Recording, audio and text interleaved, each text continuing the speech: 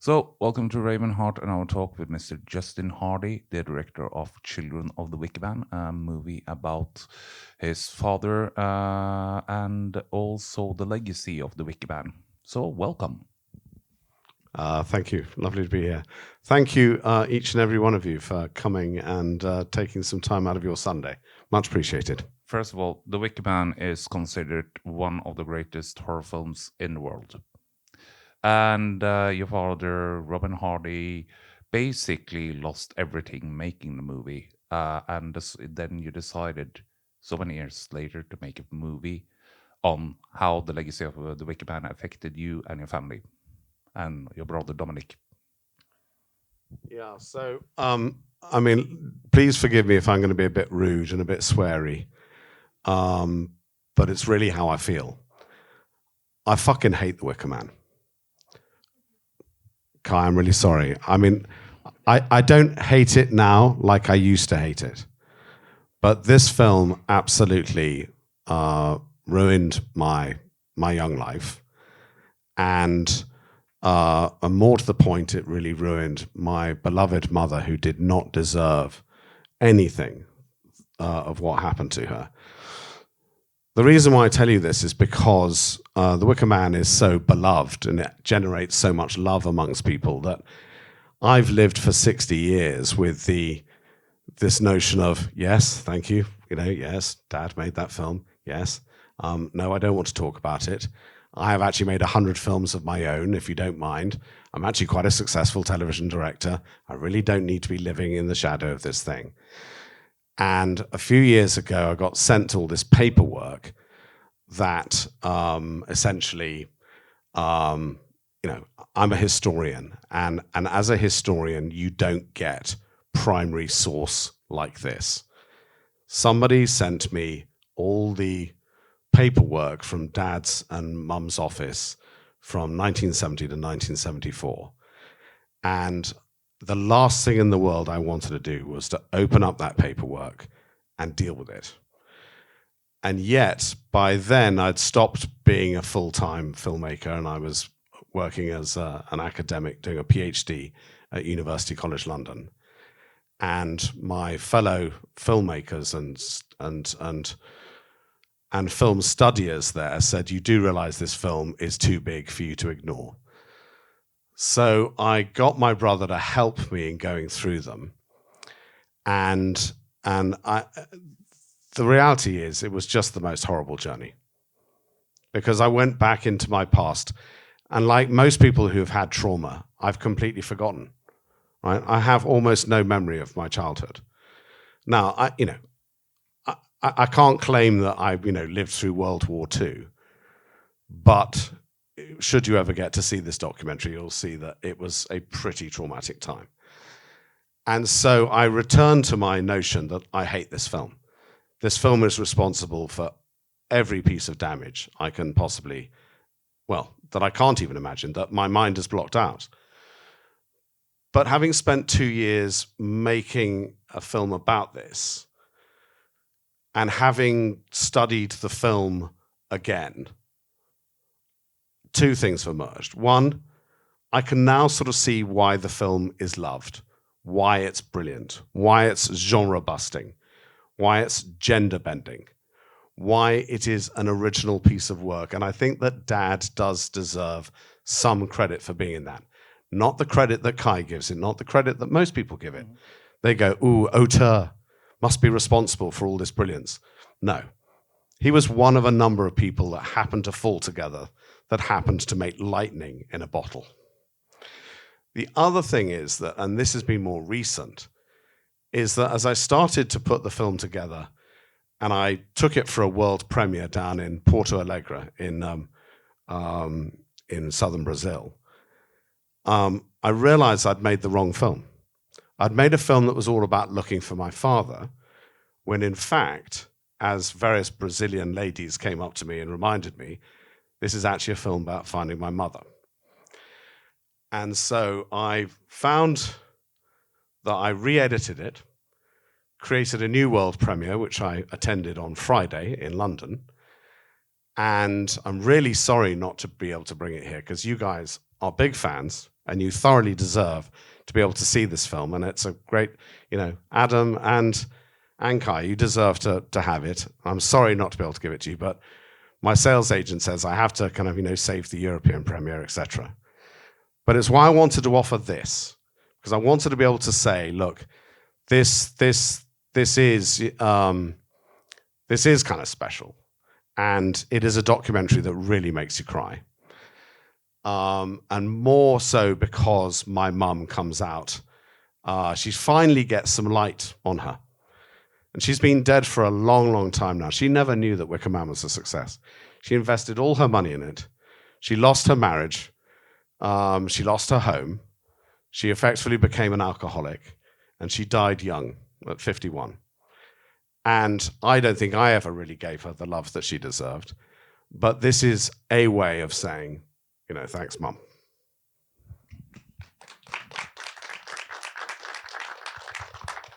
No, because I've seen the previous cut of Children of the Wicker Man, and it's a very strong story, and it goes into the it kind of busts the idea of the genius in a very harsh and very direct and a very heartbreaking way. So watching that, I was kind of and I've talked with your father, so watching that, it was kind of realizing something. What it was kind of it was kind of an epiphany. So I think you deserve so much credit to go to that dark place and make that film. Thank you. Well, that's right. It is a sort of heresy. It's a heresy to say Robin Hardy was not a great filmmaker. It's and I take no pleasure in that. And some people would say, oh, you're just jealous because your career hasn't been as stellar as his. Well, that's not true. My career has been fantastic and it's been consistent. You don't get to make 100 films without people saying, we want to go back to you, want to go back to you. He made one. He never put food on the table. He never supported any wives, children. He looked after himself. But there you go. He did make this great film. And I was on Radio 4 last week, Woman's Hour, actually, because now I've become sort of, the voice of, raising mothers back into the place where they should be. And they said, do you forgive your dad? And I don't think I'd been asked that before. And I just went, yeah, of course, because if you don't forgive, then it destroys a part of you. And I guess I'm glad for that, because maybe I wasn't very forgiving before. No, and that's very interesting also, and kind of very brave that you're actually going to tackle the final part of the Wicker Man trilogy, Wrath of Gods. Okay, so this brings us on to the fact that having made this documentary, which again, I really didn't do for commercial gain, I didn't do it for any money. I just sort of followed the letters. I followed where the primary source took me. Having done that, and now putting this film out into the world, and getting lots of reviews that are saying things like, God, you're so brave. Well, I didn't intend to be brave, and I don't give a fuck about being brave. That's just what happened. But then people said, do you not want to make a film of your own, right? You've made all these dramas yourself. You're perfectly capable. Your father, had a few things going when he died. So there's this film called The Wrath of the Gods that Dad wanted to make. It's one of the world's worst scripts. And it would cost $100 million. So I'm not going to be making that. But I was inspired to go, well, where did he want to make it? He wanted to make it in the Shetland Islands, right, off the west coast of Norway.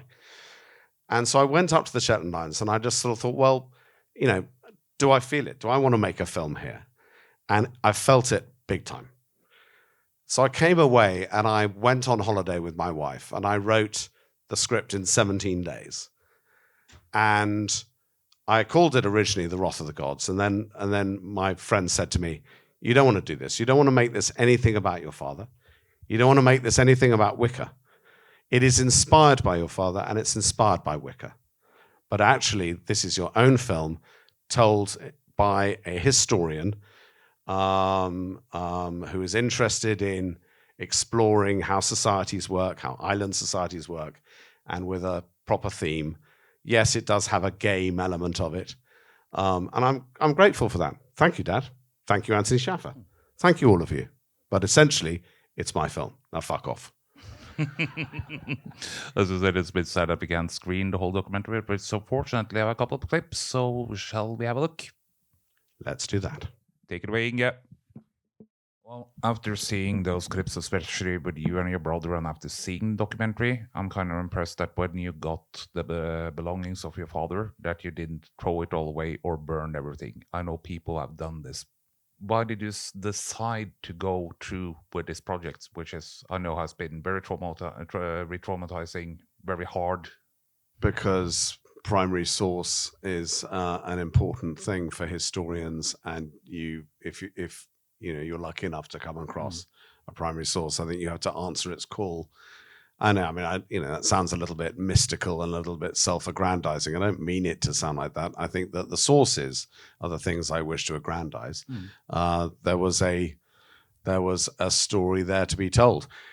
And I think that having been through 2 years of going, shit, all I'm discovering is that my dad was a total tosser. Luckily, out through that came the story of Mother. Now, nobody ever bothered to write about Mother, and Mother, wasn't really very strongly in the primary sources. But if you look closely, you find that she is there, and you find that there are, loans that she makes to Dad, to the production company, that started to raise her. And you start to realize, oh my God, she actually was the unheralded executive producer. So in many ways, I didn't know I was going to find that. Why did I do it? Because there was the primary sources were telling me to do so. And also I was by then a PhD, and a PhD, does nothing except respond to primary sources. But to get then to my mother, which is in the last 3 months, by the way, I now feel, whew, I've done the right thing. I've done the right thing by her.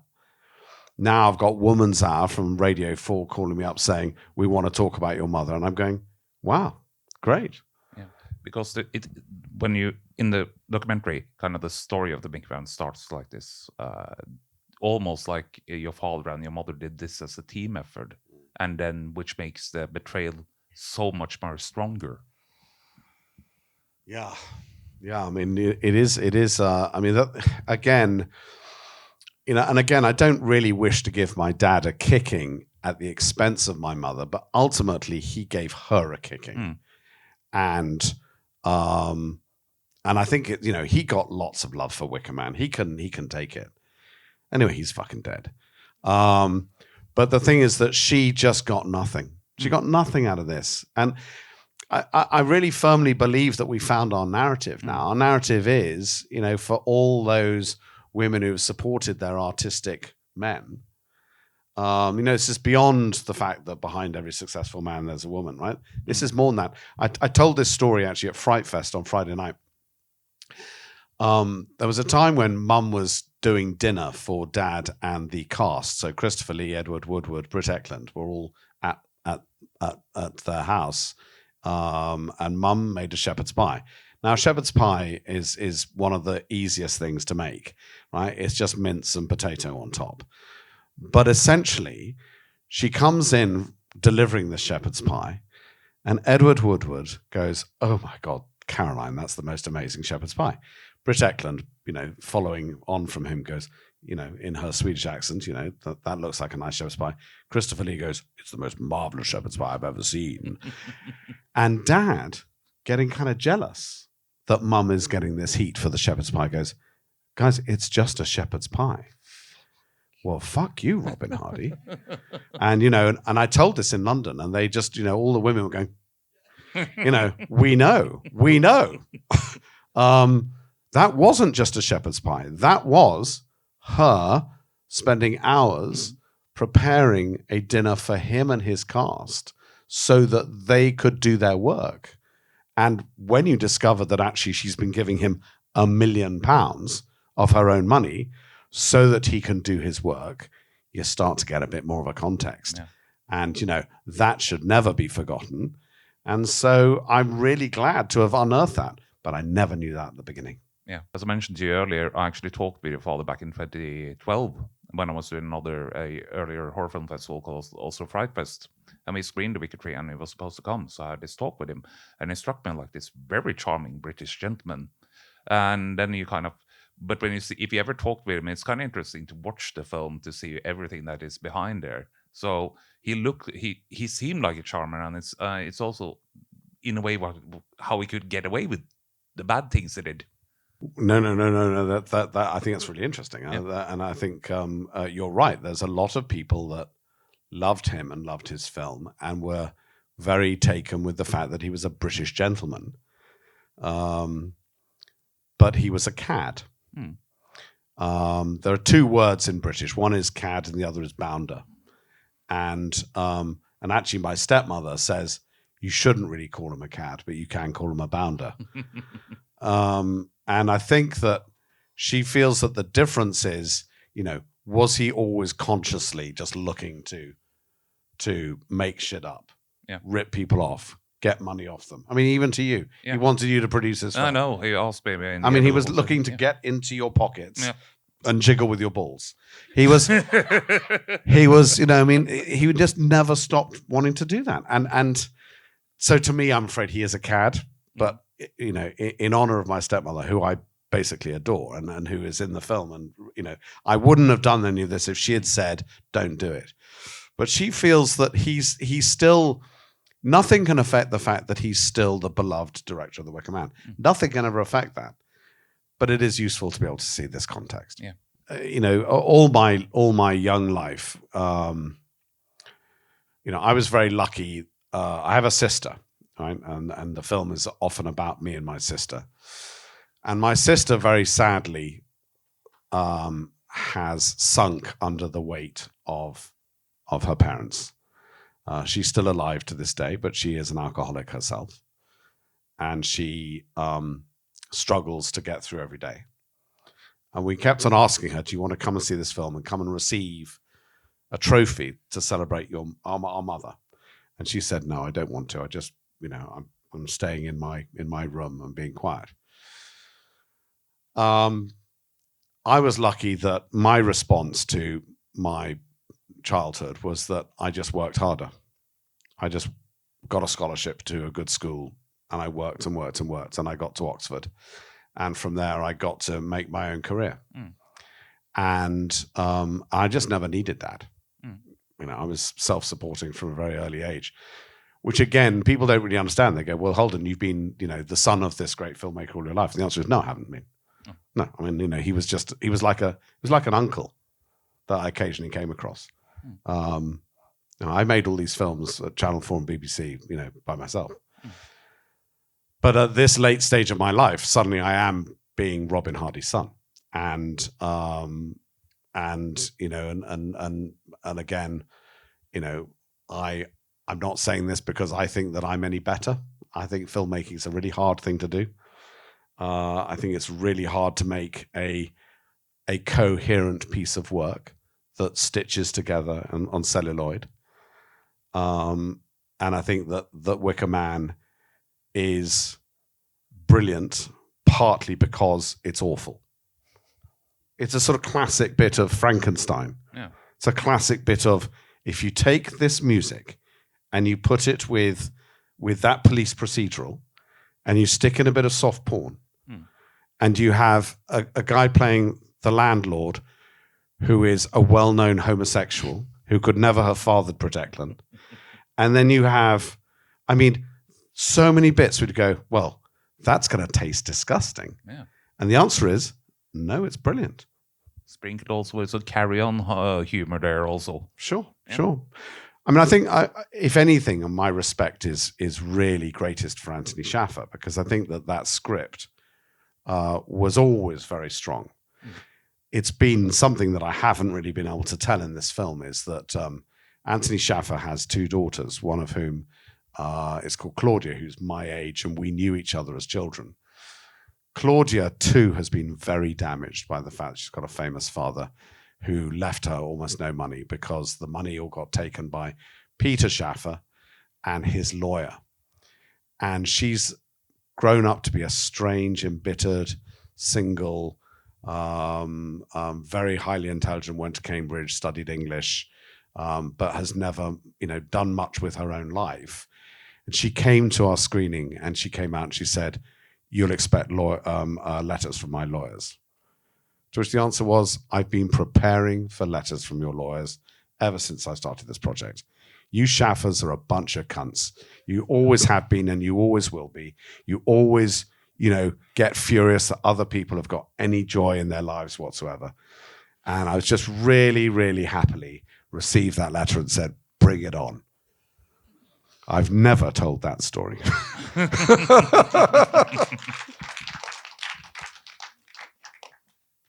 So, speaking of the reactions, there are not many left to actually work on the Wicker Man. How have their reactions been to the film? Has anybody seen it yet? Britt Ekland, for instance, she's still alive? Britt Ekland's still alive. I went to see her. She's making money out of signing photographs. She went to Sheffield recently, where she signed photographs, and I said, so for example, the Brit scenes, which are quite fun, are too much fun to be in my documentary. So I'm making a second documentary called Wicker Mania, which is why does Wicker Man have all this impact? So that goes into there, and I thought that we'd get Brit to be the kind of the chief presenter and the voiceover for the whole film. Because essentially the Wicker Man wasn't very kind to women. It wasn't kind to her. Wasn't kind to Ingrid Pitt, who gets almost no role whatsoever. It's a classic 70s male, bullshit thing. So I said to Brit, how do you fancy doing that? And she said, "Call my agent." So thanks, Brit. Sure. And I will pay Brit. And I will, she's worth it. And I will have her do that. But,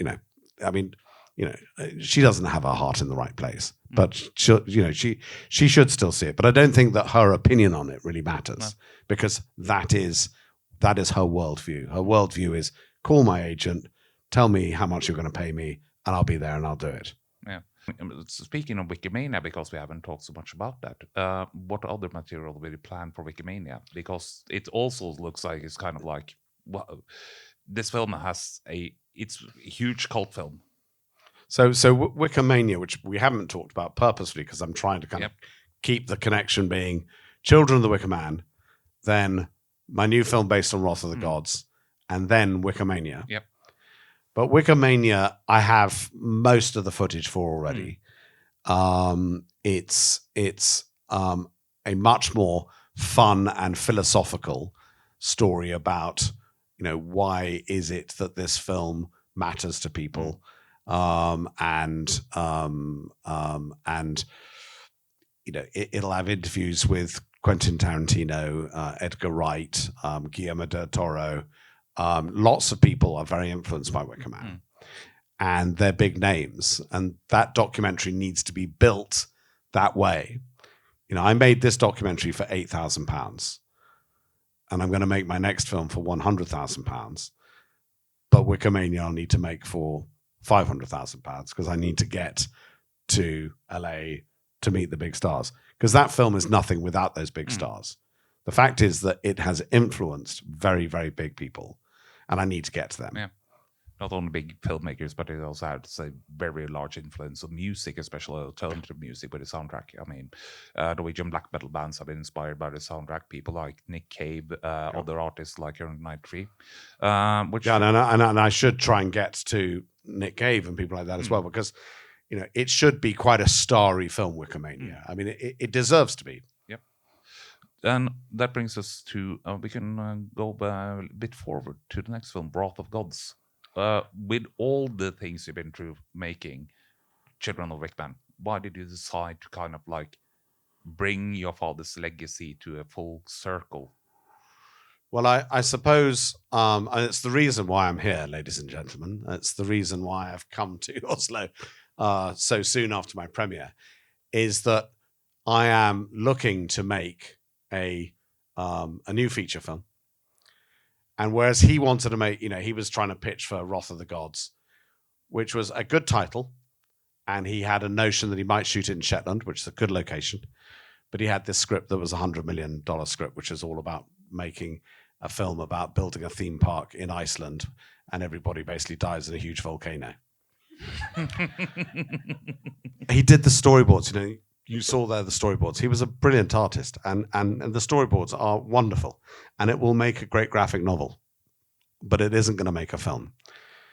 And I just suppose that some of my academic friends said to me, you should look at the idea of at least go to Shetland, just have a look at what would inspire you. So I did, and I felt very inspired by Shetland. I really enjoyed, I mean, I didn't enjoy, but I really felt very touched by its bleakness. I thought that an island story felt very anthropological. And I've come up with my own scripts, I think I told you. And it's very much of my own. And so therefore, to an extent, yes, I'm prepared for the fact that the son of Wicker Man goes and makes a film which is in the folk horror tradition. But I don't think it's another Wicker film. It is in the folk horror tradition. And I suppose I wanted to come to Norway partly because unlike Sergeant Howie, who comes from the mainland with his Christian belief system, he's everything the island is not.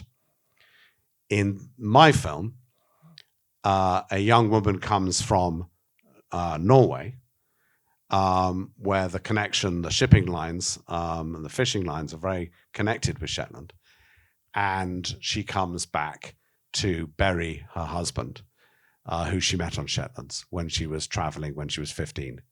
And that is the origin of this film. And so therefore our lead character, who I've written, who's in every single scene of the film, is a young woman bringing her daughter, aged 11 or 12.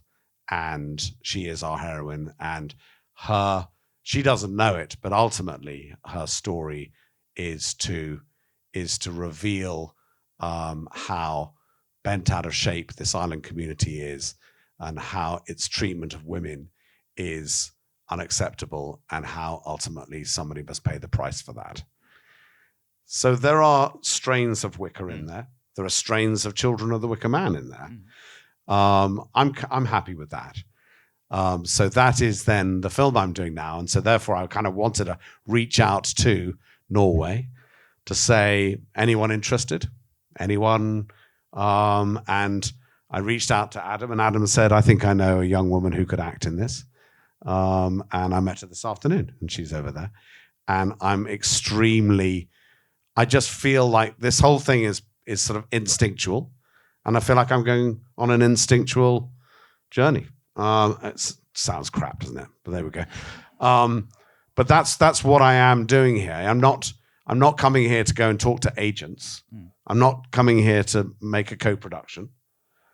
I'm coming here to say, anything want to sort of bubble out of the surface? Everyone want to, reach up and grab this? And I go away tomorrow, 3 p.m. If anyone wants to catch me before then. If anyone wants to put a wig on and say, I could be her. The premise for your Wrath of Gods seems also to be kind of the redemption story related to your mother, or am I completely wrong here? Well, I suppose I haven't really thought about my mother in the context of this film, but maybe I should. My mother was a very different character. My mother was, not that you guys necessarily that interested, but the fact is that my mother was an English rose. She was a very quiet, happy to be mother at home. Mother and wife. The heroine of this story is a young woman who has a great Norwegian, progressive, honest, direct spirit.